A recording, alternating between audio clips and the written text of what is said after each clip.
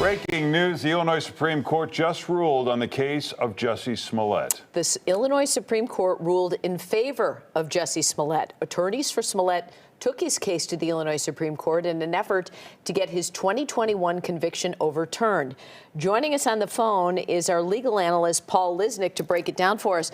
Paul, tell us if this is a surprise or what they base this ruling on.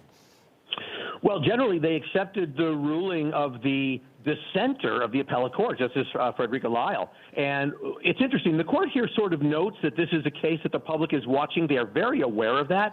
But basically, Robin, what the court has said here is, look, he had an agreement. There was an agreement to pay a fine, to do community service. He did that, and that coming in and appointing a special prosecutor after that point violates his agreement. Essentially, it's double jeopardy. You're trying him again for something he already had an agreement to.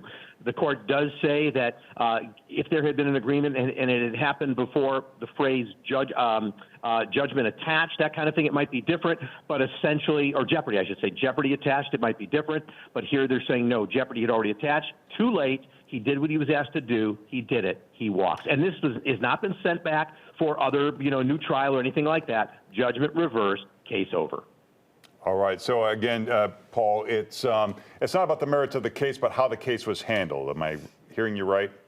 Yeah, that's a great point. Basically saying because there was an agreement made, this is the way it's done. And it would be injustice to take it underway. That's why I say they sort of note that the public was watching this. People may feel that what Jussie did was improper and all that, but correct. It was the fact that a deal was struck with him. He abided by it. He did what he was asked to do. You can't go after him after that. And for those who don't recall, talk about the gist of the case and what happened in the first place, Paul. Well, remember, he set up a racial hatred attack for being gay, for being black, and these guys attacked him. It turns out the whole thing was a setup for whatever reasons he had, perhaps publicity and all that sort of thing is what it was suggested. He denied all of that, and that's where the trial came in. Basically, he was charged with public errors in what he was doing. Can't remember that. I'm sorry. I'm drawing a blank on the actual charge. But essentially, that's what he was found guilty of. But again, he came to an agreement, a non-pros thing, meaning he'll do what he agreed to do, and he did it. All right. Paul Lisnek. Thank you, Paul. Thanks for joining us, Paul. All right, thanks, guys. We'll be back right after this.